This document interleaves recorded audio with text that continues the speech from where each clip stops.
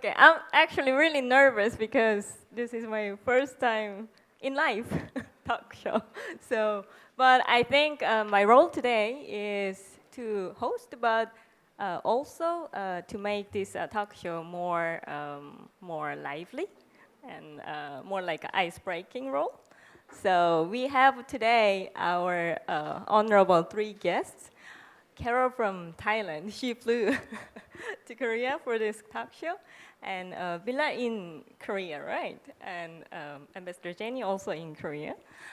But this is really, really hard to make this talk show because these people are really busy and high figure in UN agencies, but we brought these three big figures today for you guys to have more in-depth questions and answers and all your curiosities about working in UN agencies. So please make the best time, make the best use of your time today, and I hope you have really good talk and discussion at the end of this talk show. Thank you very much. May I ask our honorable guests to introduce themselves shortly and about their organizations? I will start. Thank you. My name is Hyun Jenny Kim, and I'm currently the Deputy Director General of the Global Green Growth Institute. I'm very curious, actually, how many of you know the Global Green Growth Institute? Although the organization is almost 10 years old, still many Koreans, they are confused GGGI with GCF, Green Climate Fund, which is located in Songdo. But Global Green Growth Institute is different organization. We are located in Seoul, Korea, and we are helping developing countries to achieve economic growth with environmental sustainability.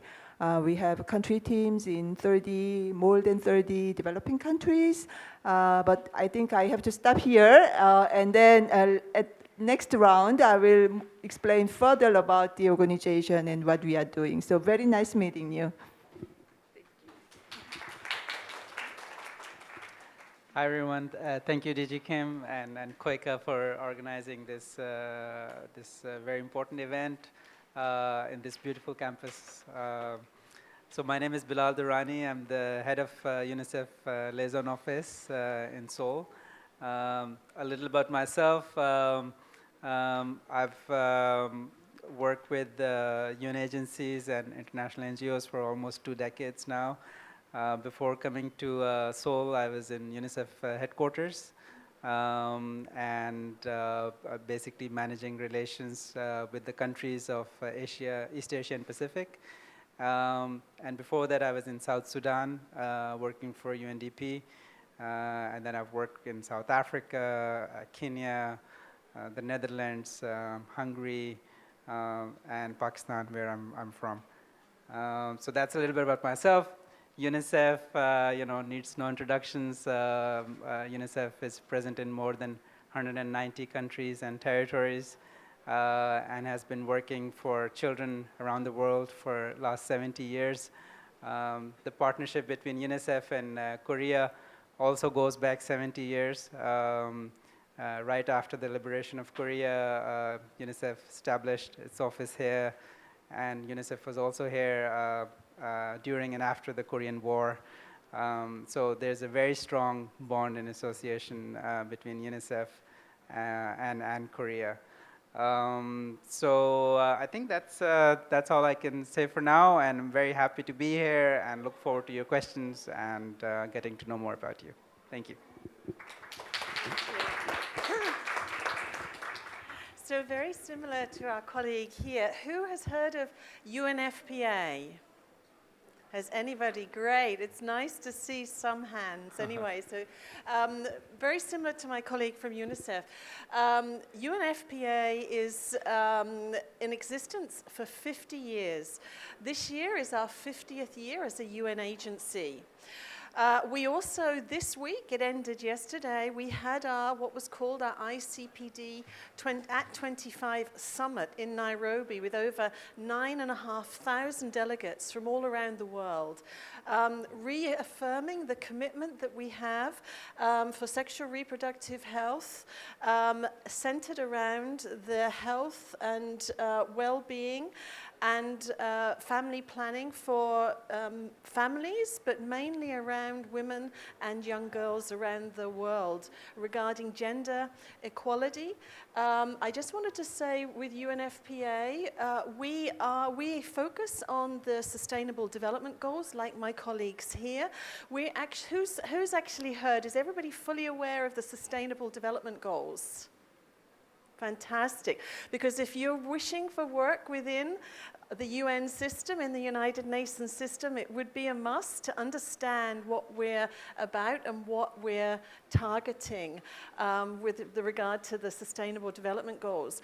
So UNFPA, we're looking at various goals: health and well-being, gender equality, and also we're looking at making sure that women and girls have healthy lives, basically, as well. So we also dovetail into many of the SDGs, and we're actually focusing our strategic plan in those areas heading towards the 2030 agenda. So we only have 10 years to go for that, so we have a lot of work to do. UNFPA is present in 155 countries around the world. We have offices, our head office is in New York. We have a number of regional offices. I personally, as we heard, are from Bangkok in Thailand. I'm from the regional office, where we have in our Asia-Pacific region, we have 23 countries in this region. But as I mentioned, we are present around the world in numerous countries around the globe. So I'm very delighted to be here today, and we'll learn a little bit more as we speak. But I thank you very much, and thank you to KOICA for inviting us. And we look forward to a much more continued partnership, particularly on UNVs and the multilateral cooperation offices. Thank you. Yeah. Thank you very much for introducing each agency and yourself. Actually, it is really impressive to have these guest speakers with a wide variety of experiences in international development cooperation field. Actually, I would like to move to number one agenda. What is the wanted HLs as UN officials? As most of participants would like to knock on UN agencies or KOICA, I don't know. So actually, can I start from Ms. Carol from UNFPA? Actually, I really appreciate Carol came from Bangkok, you know, really. So she is based in UNFPA Asia and the Pacific region. So actually, I hope today's participant would get more information about UNFPA, what is the UNFPA stand for, and what is the mission, vision, goal of UNFPA. So could you tell us more about UNFPA's work and wanted HLs, like framework? Right, thank you very much, Jason. I think I mentioned in my first slot a lot about what we did actually, which was our focus was on 3 zeros. Do have a look on our website as well. 0 unmet need for family planning, 0 harmful practices against women. So and gender equality as well. So please do have a look on our website as well, but we have lots of information available. I just wanted to say as well, whilst we have that focus on sexual reproductive health and strengthening health systems, we are also, as you'll know from our title, the Population Fund. So we're also heavily involved in helping governments on census and data and statistics with regard to informing and evidence-based studies so that governments and other bodies and institutions can actually work with results-based programming to make sure that we actually do achieve results. So UNFPA is very heavily involved in also those areas as well. So what do we need? I can tell you from two angles what we need. From the angle of a person, but also an angle of the thematic and general profiles. I have a list in front of me, so I'm going to sort of read off this, but then I'll probably go into some of the attributes and characteristics that we're looking for in UNFPA, and I'm sure some of the other agencies, because we work very similarly together. So for areas of profession, what you would really need is to have exceptionally good oral, spoken, and written English or French. So you really need to be working within a multicultural organization. So to be successful, you would really need to be able to communicate well. And as you progress in your careers, you would also need to have quite good written skills as well to convey your messaging to people. So that's something I would say is really very important. So if you're still in your studies, I really recommend you spend a lot of time honing your language ability. So areas just very quickly for UNFPA are maternal and newborn health. So if you're studying in these areas, midwifery, we have a lot of midwifery programs around the world. Sexual reproductive health and rights. So if you're somebody studying public health, we're interested in you. Gender equality, gender-based violence, and women's empowerment. Again, this is something very in our very clear critical mandate areas of UNFPA. Adolescence and youth. Very pleased KOICA has the peace, youth and security component along its gender empowerment vision. So this is fantastic as well. We have indeed, I have in my office in Bangkok, a UNV from Korea who is actually fully funded, who is a peace youth officer. Population and aging, as I mentioned to you before. Health economy. So economists are very, very important these days, particularly helping governments understand and ministry how much it costs when people are, either ill or need services to be able to provide for them. It's a very, very interesting dynamic. Aging, as we spoke, is also a very big thing. You're probably aware, particularly in Asia, the aging phenomena. We've now got more than ever before a very large aging component, but also a very large youth dynamic as well. So we have to look at those. Governments have to look at those. So this is what we're looking at. Data analytics, visualization, geospatial information, peace building in youth, and humanitarian. UNFPA is a life-saving organization. So we're also there at critical times across the world when there are humanitarian disasters.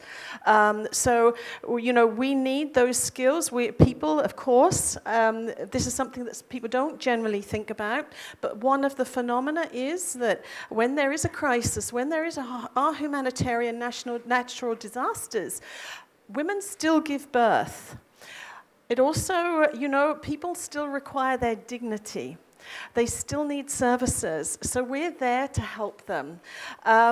Also, in this respect, we really do need people to, be up for the challenge in humanitarian circumstances as well. It's not always easy, and when I get on to the next slide, I'll mention that. We also have general profiles, which is very similar to a lot of the other agencies, I'm sure. We have program management people, we have human resources people like myself, finance people, resource mobilization partnership experts, operations management, knowledge management, and it goes on. So we have quite a big range of requirements that we need. As I mentioned, we have 10 years to the 2030 agenda. It's not long, right? So we really need people who are committed to the United Nations, but to the values of the agencies that they're interested in. So if you understand what I mean by that, so if you embrace, for example, the mandate, which I just mentioned about UNFPA, it's a good possibility you'll do very, very well, because we're looking for people who are very values-driven in that perspective. We need people who are very, very passionate about their work, because the people around you who work within UNFPA are very, very passionate about their work. It's a wonderful mandate. I'm sure my colleagues will tell you their mandates are similarly wonderful, but it really is something that happens to the most intimate part of the human life and human being, to actually give birth and also have gender equality and rights for women and girls. So, it really is somewhere where you need passion. It will be hard work. I mean, because you're working with people all around the world, and people will look to you as working with the UN to help them, because that's what we're about, and help countries develop. So we are looking for people who are really bought into being part of the UN system. I could go on and on and on, but I think, I have a lot to say on these things. But, I really would say that you're going to have to tell me, Jason, if I should stop, because what I would really want to say, and I think I've got lots of sort of advice to give you, but I would say that if you're interested in studying for UNFPA or any of the UN systems, you first of all have to get your platform right. You first of all, meaning you have to have your basis of study, which is either languages or international organizations. Once you have those fundamentals down, you then need to start looking where your area of interest is, whether that be, it could be anything, gender, public health, demography, anything like this that looks and speaks to the agency that you're focused upon, because that makes you become an expert in that field. And as you progress in your career, you are a world expert in those fields. So it's a really very, very exciting opportunity. It does take time, but you will be an expert across the world and globally.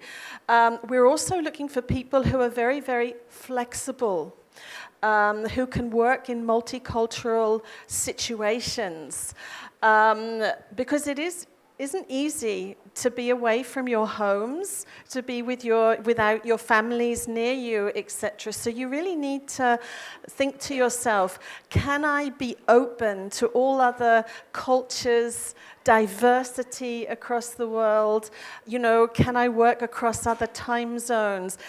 Do I mind having to work after 5 o'clock, because sometimes you have to work around the clock, especially when you work in a humanitarian disaster, let's say, or somewhere where people need you to deliver on something. So it isn't really a 9-to-5 job in that sense, I better stop, I think, otherwise my colleagues are going to say, but we can speak more as we go on, if you'd like. Thank you.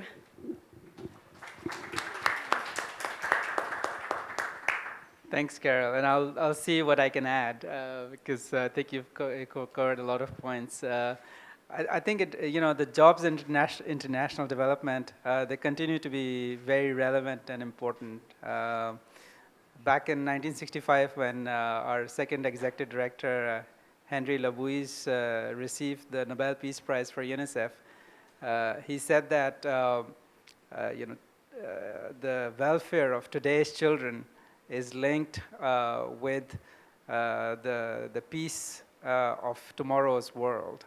And given such a turmoil world that we live in, his words still resonate with us today. And as Carol mentioned, the Agenda 2030 for Sustainable Development and Sustainable Development Goals, they promise leaving no one behind. And if we don't address inequity today, there will be 69 million children who will die between 2016 and 2030. So we need more than ever fresh talent and human resources in international development, in UN agencies, in other international organizations. In UNICEF, as I mentioned, we work in more than 190 countries and territories, and right now we are a little more than 15,000 staff. And UNICEF needs health professionals, educational professionals, lawyers, scientists, doctors, political analysts, project managers, you name it, any profession that you could think of, you'll find a place in UNICEF. And there are a number of ways for young professionals to get into the UN system. I think KOICA's Multilateral Cooperation Officers Program, KMCO, is a wonderful example of support that we get from Korea for UNICEF. We have 18 KMCOs right now, and they range from health professionals to climate change experts to monitoring and evaluation experts. Other ways of getting into the UN system, the Junior Professional Officers Program, the UN Volunteers Program, UNICEF's Young and Emerging Talent Initiative, NETI. So there are a lot of different opportunities for young people to get into the UN system, and there are countless opportunities. And I think Carol covered a lot about the skill sets which are needed. So I think those are very relevant, to all UN agencies. So I think that's all I could sort of add at this point. Yes. Thank you.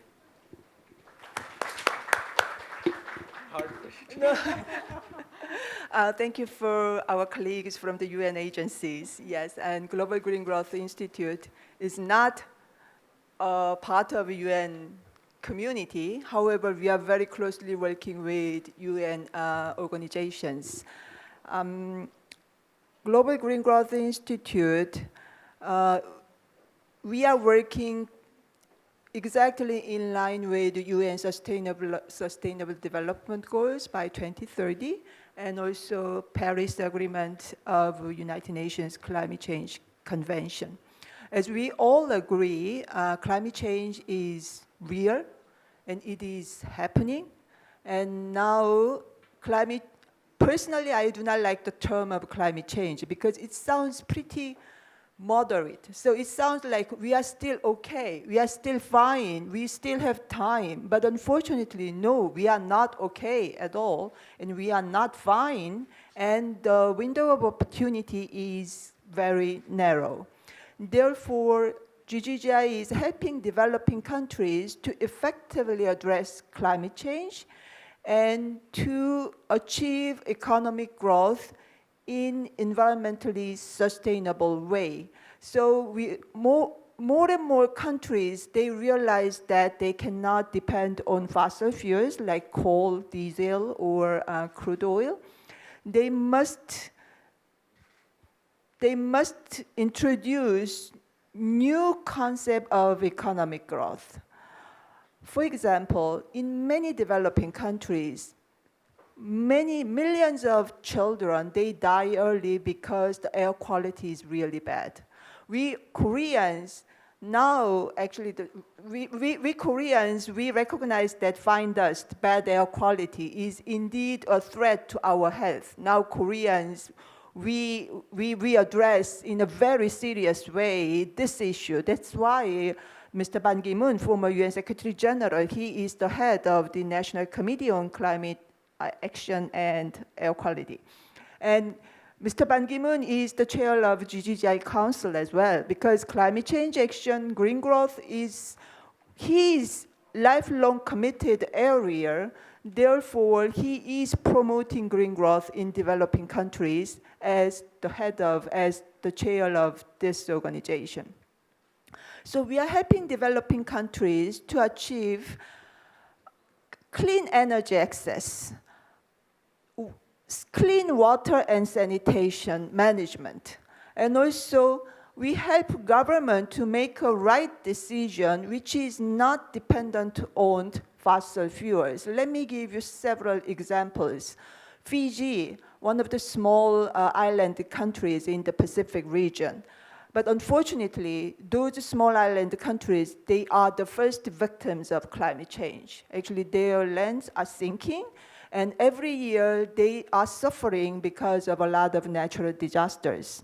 So Fiji government, they developed low emission development strategy, which is called LEDS. And GGGI actually provided all analysis and scenario making support to Fiji government. And finally, last year at the climate change conference in Katowice, Poland, Fiji government launched the low emission development strategy by 2050. GGGI provided 4 scenarios, and if Fiji government implements effectively the most ambitious scenario, Fiji Island can achieve 0 emission before 2050, around 2041. So we are helping governments to make a right decision. So we are providing policy services. And in addition to that, we help particularly developing, least developed countries to get an access to financial sources. What I mean is, GCF, Green Climate Fund, they have money. And they are waiting for good proposals from developing countries. World Bank, big organization, big development organization. World Bank is waiting for good proposals from developing countries. Unfortunately, many developing countries, including least developed countries, they do not have enough capacity and human resources to design good projects and to write good proposals. Because writing proposals is not an easy work. It's not just a single time work. It needs a lot of expertise, energy, time, and consultation.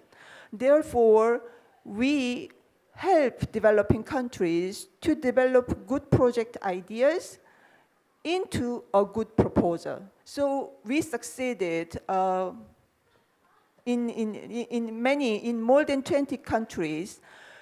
So they received money from Green Climate Fund with the support of GGGI. That's why more and more developing countries, they are coming to us to work jointly to get an access to Green Climate Fund. We are not only working for the Green Climate Fund. For example, our office in Senegal, they helped the Senegalese government to submit water and sanitation proposal to Bill and Melinda Gates Foundation, and finally they succeeded.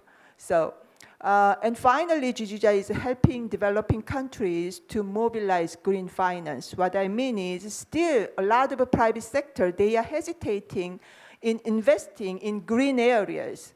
Still, there are private sector who are investing in building coal power plant, or building or introducing diesel bus in BRT system. But we help developing countries to mobilize more, invest in green areas. So we are inviting private sector to find good business opportunity in developing countries and least developed countries. By the way, having said that, that's why in GGGI we have many economic analysts and we have many engineers, yes, because we are designing projects. So we have many engineers and we have many policy advisors who studied policy issues. And also, as Carol already mentioned, we have legal, communication, human resources people as well. However, most our staffs, they are working in developing countries. If you are interested in working in international organization, my strong advice is please go to developing countries. As Bilal, you mentioned, I have worked in international organization area for last 20 years in the Ministry of Foreign Affairs of Korea. I organized many so-called international organizations job fair, just as KOICA organized this time. And also,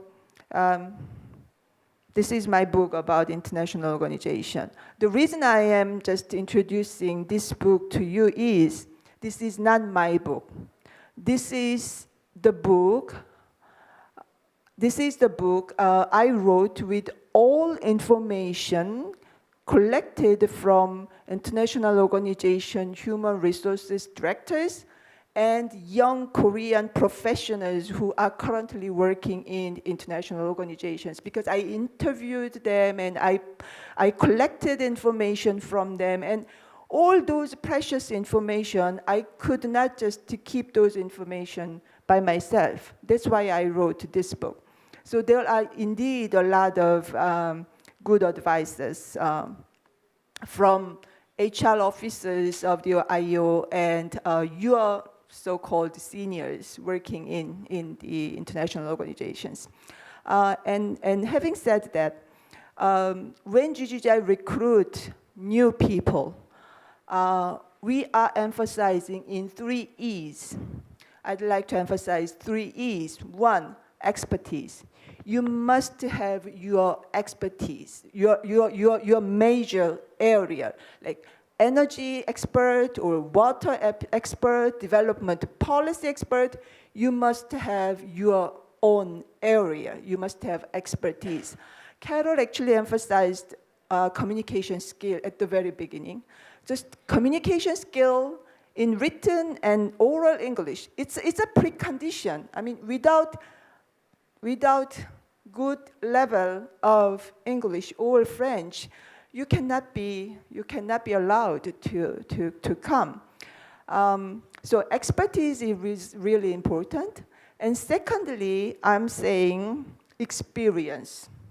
So it's a kind of dilemma, because many young, as far as I know, many young Koreans, they are looking for jobs in international organizations just after graduated from the university. Unfortunately, many organizations, they are looking for experienced people.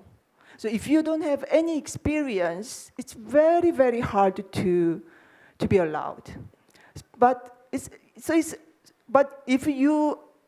if many organizations are looking for experienced people, where are you going to get the first chance to work? That's the dilemma. That's why I am always advising students to have the chance of internship. You must, if opportunity comes, please do the internship.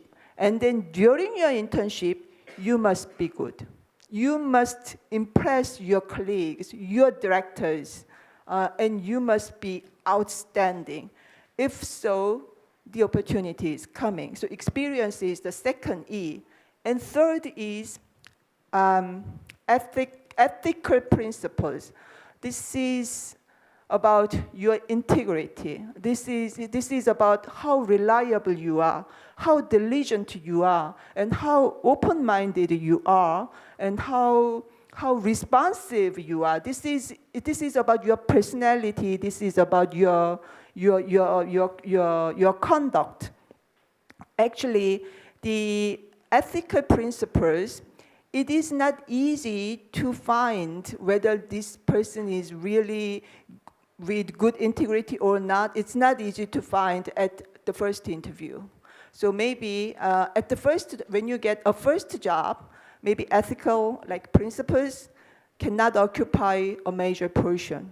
But when you are seeking for the second job, your integrity is really, really important. From your second job, which university you graduated from, is not as important as you imagine. From the second time, from the second chance, how reliable you are, how trustworthy you are, and how transparent you are, and how like social and communicable you are, that is much more important. So I'm always emphasizing 3 E's: expertise, experience, ethical principles. Yes, I think I must stop here. Yeah. Thank you. Thank you. I see your eyes blinking already and sparkling with all these 3 inspiring guests. And I think Carol, with your UNFPA work, I'm sure I saw a lot of faces change that I wanna do that kind of job. That is the work that my passion goes. And also when Villar says UNICEF, and also, oh yes, that's my future job. And then when Ambassador Jenny says, yes, climate change, that's very important, and a lot of affected people. And I think you are confused which one is the best, but also as Ambassador Jenny mentioned, that, and also Villar also has worked for other UN agencies too, Carol too. And so I think in this development work, cooperation area is actually our, what can I say? When you start here and you go around in this area, because when you have expertise, I believe that all the agencies need your expertise, because a lot of UN agencies has their main theme, but also they need collaboration of a lot of experts. So I'm sure you can find your way within many UN agencies. As she mentioned, she emphasized a lot that when you have the basics, and also when you have the expertise and experiences. And let me just take a short time to take this opportunity to introduce that KOICA has a partnership with the UN agencies that Villar mentioned this, twice, the KOICA Multilateral Cooperation Officer Program. It's a KMCO that many Korean youngsters goes to UN with their own way, but also KOICA provides funds to give opportunity to Korean youth to go to these agencies. Actually, we invited our partner organizations today for KMCO program, and also KOICA has a UN volunteer program fund for Korean youth to be in the UN volunteer cadre. I mean, they can go as a volunteer, but also an officer, a junior officer in the UN organizations. And that will be a good way to have your opportunity to have more experiences in this area. So this is my short taking opportunity. And also, do we have the app? Oh yeah. Based So questions? yeah, we will move to more interesting session. So I can catch some interesting questions. I would like to ask to all guest speakers about number 1 question. I will choose this one.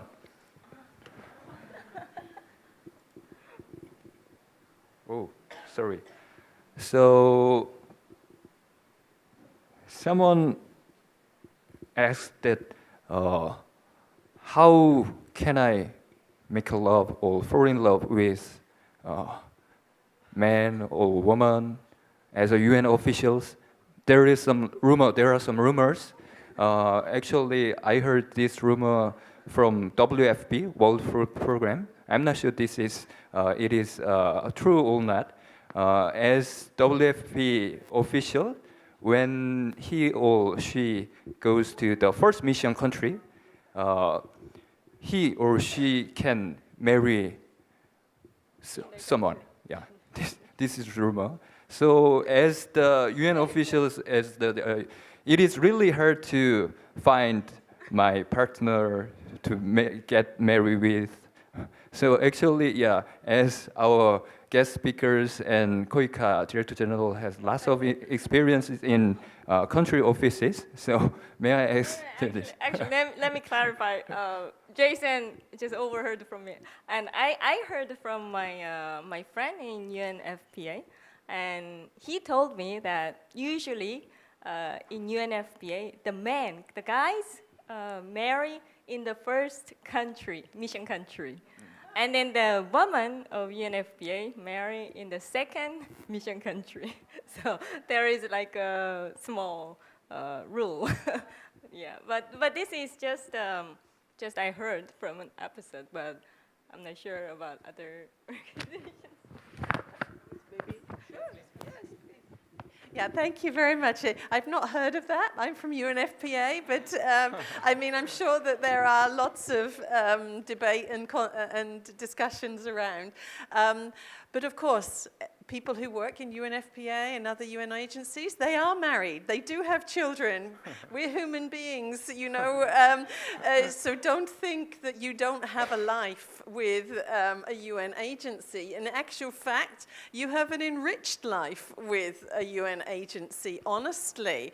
But what I would say is, of course, it's not your normal 9 to 5 necessarily, because you will be working abroad, probably not in your country, because as colleagues have said, we work in developing countries. We also do work in the, you know, some of the more developed parts of the world, New York, Geneva, you know, even Thailand, etc. These are, you know, these are offices that are not necessarily as challenged as other areas. So, I mean, but this is where you have to also have that discussion with your partners and understand what you want in your life, right?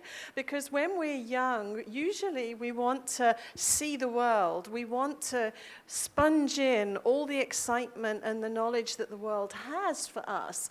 But that doesn't say that you can't have everything. You know, you do have to maybe compromise in some areas, but this is where you'll find an understanding partner who will embrace that journey that you're both on. A lot of people, probably where this is also said, there's many couples and married couples with children who are actually working in different UN agencies. You know, so it's like nowhere. You know, it's not a phenomena in that sense. It's a normal organization, but it's about, you know, a calling somehow as well, working for a UN agency. You know, you are living and breathing what you believe in most of the cases. And so if you're lucky enough to find a partner who has the same thinking as yourself, you know, that's wonderful. That's wonderful. But I mean, it's your choice. And of course, UNFPA is about choice, how you lead your life, right? So it's up to you to be able to make the choice as to whether you marry early, young, later, marry at all. You know, this is your choice. And this is what you have an obligation to yourself to understand what is right. How will you live your own life? Thank you.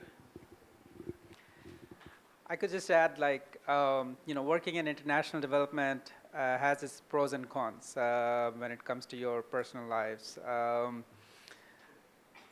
The pros are that you get exposed to diversity and, you know, and different parts of the world, especially in developing countries.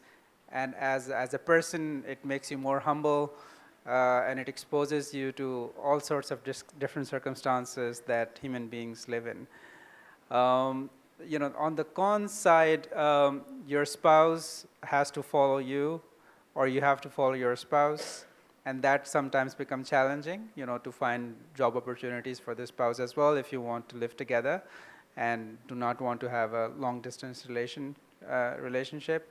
In UN, we have this policy, rotation policy, where you have to move on after every 3 to 5 years, depending on the duty station.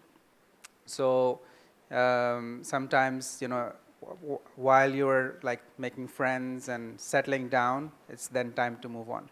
So that's the sort of life that that you have, and as Carol said, you know, having that understanding with your spouse or with your partner of what sort of lifestyle you're signing up for, that helps. And we have had very successful examples of couples who have, you know, traveled together, and sometimes it's a matter of one compromising for other, and then, you know, finding their feet on the ground, but it all comes down to that mutual understanding. I do not have many things to add, but I just want to emphasize that, hey, we are living in the 21st century with wonderful high technology. So you can talk with your boyfriend or girlfriend every day in Skype, and why you are concerned about this issue?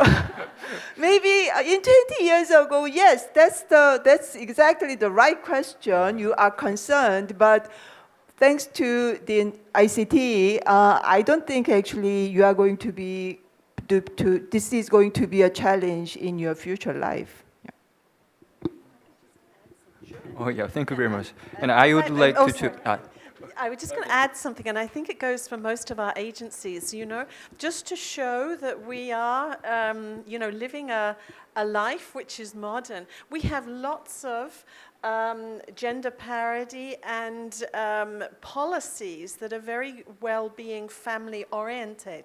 We have good maternity leaves, paternity leaves, we have flexible working arrangements, we have rest and recuperation, where people who are working in more hardship duty stations, they go for 7-8 days away and to rest, and that can be back to the home country or to another designated area and come back again. So, I mean, there are policies that look after staff and support staff, knowing that you do an important role within the UN and to facilitate your life. Oh yeah, and some students raise the same question: is graduate school or other higher level education like law school, med school is mandatory to acquire the level of expertise required to work in the UN system? Yeah. Can we hear from Mr. Billa? Okay. Yeah. So, I mean, there are two things, right? We're talking about academic background and then professional experience. Usually when it comes to academic background, UN requires you to have a master's degree in social sciences in general, but also depending on the type of job. Like, as I said, you know, we need all sorts of professionals that you could think of. As Ambassador mentioned before, you know, it's a bit of a dilemma, especially if you're a young graduate, for you to have some experience, you know, before you get into the UN system. And for that, you know, UN system is part of the bigger development sector, right? We also have NGOs, local and international NGOs, civil society organizations, and that's a very good platform for you to gain that experience, you know, so that you have enough experience on your CV for you to qualify for UN jobs. And that's the route that I adopted. I started my career in international NGOs. And then when I had experience, you know, I applied for jobs with the UN, and I met the minimum requirement that the jobs required. And as DG Kim mentioned before, there are different ways for young professionals to get into the UN system. The Korean government, for example, is creating these opportunities through KMCO program, the JPO's program, where young professionals with little experience can also you know, enter the UN system. And once you're in the system, you get that exposure, you definitely have an edge over others, you know, who do not have that. And UN Volunteers is another program. And, you know, specific UN agencies, they also have programs to attract young people with less experience as well. And we talked about internships as well. I have in the rooms Sierra and Grace, one of our brilliant interns in our office, who are working for UNICEF office here. And that's also another very good way to get that exposure and build your CV going up. Thank you. And can I ask this question to Ambassador Jenny? Do you find UN jobs financially satisfactory, as Ambassador Jenny has lots of experience as a career diplomat and international organization as well? So there are some funny phrase, money makes man, no. Yeah, sorry, manner makes man, no, money makes man. So I would like to ask this question to Ambassador Jenny. I mean, this is very interesting question, because whenever I go to a kind of talk show about international organization jobs, I mean, this is the most frequently asked. This is one of the most frequently asked questions, I think. Yes. Do you find the UN jobs financially? Do you find IO jobs financially satisfactory? My simple answer is yes. Simple answer is yes. And all international organizations, because they are always, all of them, they are pretty like staff friendly, and they are provide very good standard of beneficial package for their staffs, because if not, actually staffs cannot concentrate on their mandate. And also many IO staffs, they are working in very tough countries. Therefore, security and safety of the staffs and a decent living standard of the staffs, those are very important elements to maintain, to invite good people to the organization and to encourage staffs to work, to be strongly committed to his or her task. So yes, the simple answer is yes. Don't worry about money. And Carol, are there any welfare systems for employees who works at the dangerous fields like Democratic Republic of Congo, Nigeria, Yes. Pakistan, Bangladesh? Right, yes, indeed. Actually, Pakistan, my colleague here, I wanted to say, has just turned to be a family duty station, right, in Islamabad. So actually, this is, in some ways, there is progress around the world when we hear things like that. So, but yes, indeed, when we talk about the Congo or other places around the world where there are more hardship, duty status, yes, there are more. There are other benefits and entitlements that you're attracted in that sense. As I briefly mentioned, you've got what we call R&R, which is rest and recuperation. That's what it's for. It's for you to rest, to get out of a situation that maybe you don't even realize is quite stressful upon you as a person, but actually we recognize this so that you're given the ability to move out of the area for a number of days. You can add your leave to that as well, it depends. And you can actually recover, go back to a normal life, because some of the areas that you'll work in, potentially it depends where you choose to work, but in Congo, for example, you know, it's not a typical day. You know, you'd be challenged possibly by internet access, you'd be challenged by hot water potentially. You know, all the things that you wake up in the morning and you probably, it's extra effort, and all that together with having to work hard for the people of Congo, for example, you won't realize how much of a toll that has on you. But the organizations do. So they do actually make sure that your welfare, they move you out. You do get extra pay for working in dangerous environments as well. We do have various lump sums as well that also contribute and recognize that you're working in a difficult environment. Also, I would say that it's not always best to go from one difficult duty station to another. This can also take a toll on you and your families, which some of you were very concerned about. But you know, so sometimes it's good, and the agencies do try to facilitate that if you're in a hardship duty station, the next duty station wouldn't be that hard, just to let you have a bit of a rest and then fire you up again to go in and work in another duty station to deliver for the people that you're working for. I think that this is probably what I would like to say. Oh yeah, perfect. Yeah, and we have only 3 minutes left, so I will raise the toughest question. 인맥으로 들어간다는 말이 있던데 인맥 없이도 들어갈 수 있나요? Which means, yeah, some students heard that there are a critical point of personal connection. If someone would like to get into the UN system, he or she should have the personal connections. Yeah, personal connections, personal relationship. Yeah. Network. Yeah, personal network with current UN officials. Yeah. Okay. Who can answer about this question? Yeah. Do you want me to have another go? Or do you know, I'm from HR, so I'm going to tell you that actually, if I've understood the question correctly, the UN has HR principles, and that will be across all of our agencies, of fairness and transparency. So when you come, even when you deal with, you know, your own governments, and for example, KOICA, they have a rigorous process of competition for you. You won't succeed easily in a UN system if you're not, like our ambassador says, if you're not good.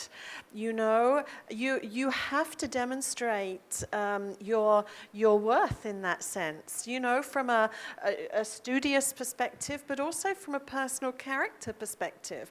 Now, how do we do that? It's not about an old boys network, as one would call. You know, it's about competition and fairness, because we don't deal with just one country around the world. We deal with every country, you know, every member state country, every country demands their people are part of the UN system. So you are competing with other people around the world. So in that sense, what you would typically have to see would be assessment processes, competition. You know, you'd have to do written assessments probably. You would have to go through what we call as competency-based interviews, you know, to talk about your past behavior and possibly experiences in your career, which are good predictors for HR people like me to demonstrate your characteristics and your experience, because that is an indicator to show what your future behavior will be. So these are the things that happen in the UN system. One thing I would say is the word networking is exceptionally good. Right? Because you do need to network in the UN. You need to deal with partners. You do need to speak with other UN agencies, with private sector. Networking is good. It's not that it's not good. It is good, and this brings opportunities. So that is not a bad word, networking. But just to bear in mind that the UN is about fairness, transparency, speaking again on the ethical side, as our ambassador mentioned there. That is what the UN is about. Thank you. And if I could add, UN is actually, for example, UNICEF is run by its executive board, which is 36 member states, and South Korea is a member of that. And 3 times a year, UNICEF reports to the executive board on different parts of our work, including human resources. So, you know, we make sure that we have equal representation from women and men, from program countries, developed countries, and also our processes of recruitment, given it's such a huge organization, are very transparent and very open.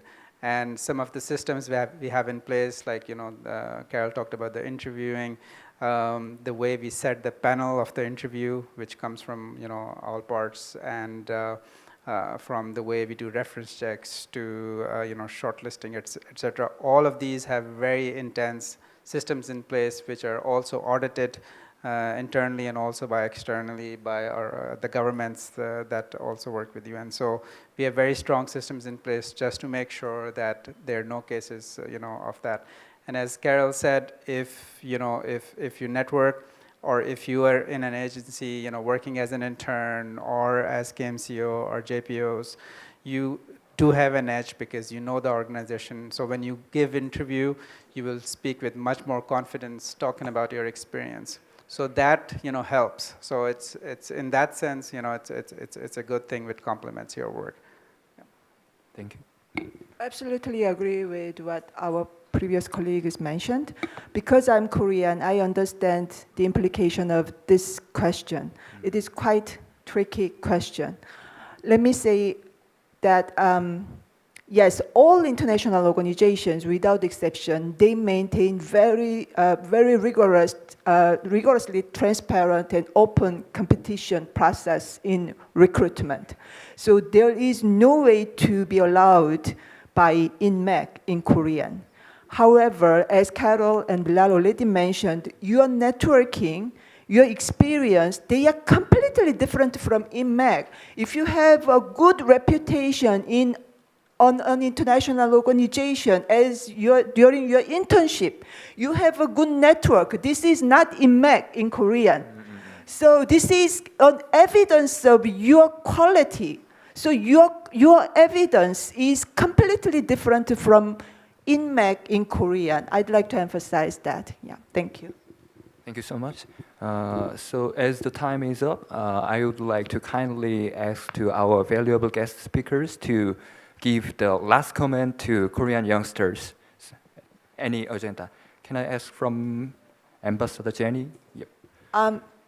Please be audacious. Please be bold. Because there are many Koreans, I would like to speak very frankly. There is a perception Asians are quiet. Asians don't speak much. Asians are not courageous. Therefore, Asians are not proactive in making things happen, making things move forward. Please break this perception. That's what I want to say. Thanks.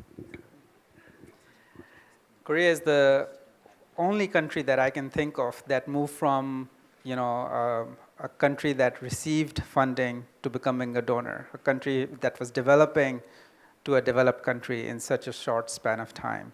And I think as Korea has a lot to offer to the world, there's a lot we can learn from Korea in terms of its experience, especially for developing countries. And as Koreans, you can play that role. And we are very proud to have a big cadre of Koreans working for UNICEF. And just to add to what Ambassador said, I think there are huge, ambitious goals that we have set for ourselves for Agenda 2030, and we need fresh talent. And the academic level of Korea and the professionals that it produces, more so we need those of those expertise in international development. So be bold, as just to add. Thank you. Yes, just to align with my colleagues here, I would also say courageous, move out of your comfort zone. There's a big world out there, very exciting. I have never regretted joining the UN system. I will look back, I know, when I'm retired and think, wow, I've traveled the world. I've been in humanitarian situations, helping people across the world. I never thought I would do that when I'm sitting where you are today. I mean, we've just had a conference in Nairobi where the youth of the world said, nothing to us without us, which means the youth need to get involved in the challenges that the world and what the UN and the SDGs is trying to achieve. We have an agenda, 10 years. 10 years is not a long time. Please think about being mobilized, excited, challenged, courageous to come and join us to have a better world for you, your children, and your families. Thank you. Thank you very much. Yeah. And my last question goes to Director General of KOICA. So if you get a job between two agencies, KOICA and UN agency, it could be UNFPA or UNICEF. Which one do you will you? That's unfair. Right here. I have to Really? Okay, of course you can. Of course you can. Can I have both? Yeah. Well, my last word is similar to that answer, the answer to the question, because today we have our three very precious guests, and our students today and the audience here got the very detailed ideas how it is to work in the UN system. And I think it is the same in the development work. KOICA and UN, we all pursue the SDGs goals. And also, I want you guys to join us to contribute your expertise, your passion to transform the world together. Thank you. Oh, thank you. Let's transform the world together. So it is time to wrap up this UN talk concert session.